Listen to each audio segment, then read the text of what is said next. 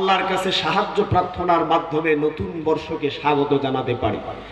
কিন্তু ওনারা আমাদেরকে সবক দিচ্ছে কি জানেন?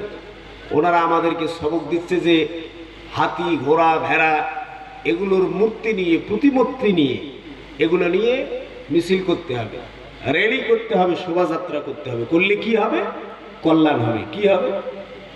মঙ্গল হবে। এটার নাম দিছে মঙ্গল শোভাযাত্রা। কি শোভাযাত্রা? ভাইরা আমার, খুব পরিষ্কার বক্তব্য শুনেন।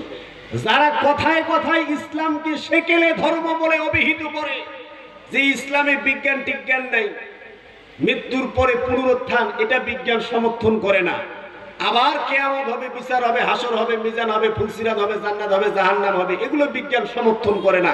এই জন্য ওনারা ইসলামও সমর্থন করে না। কিন্তু ওই হাতি, ঘোড়া, ভাল্লুকের প্রতিমূর্তি নিয়ে র্যালি করলে মঙ্গল হবে, এইটা ফির আমরা বিজ্ঞানত খুঁজি পেয়েছি। মৃত্যুর পর পুনরুত্থান হবে, ওটা বিজ্ঞানত খুঁজি পায় নাই। আর হাতি ঘোড়ার ছবি নিয়ে র্যালি করলে মঙ্গল হবে, এটা ফির বিজ্ঞানত পাইছে। কলা বিজ্ঞানী। কি বিজ্ঞানী? এরা হলো কলা বিজ্ঞানী।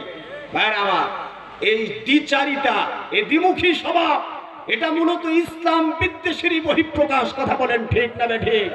আমরা পরিষ্কার এবং দায়িত্বহীন ভাষায় জানাতে চাই, প্রিয় মাতৃভূমি বাংলাদেশ এমন একটি জনপদের নাম, যে জনপদে 90% মুসলমান, যে জনপদে 90% মুসলমান বসবাস করে। মুসলমান। কথা বলেন ঠিক না?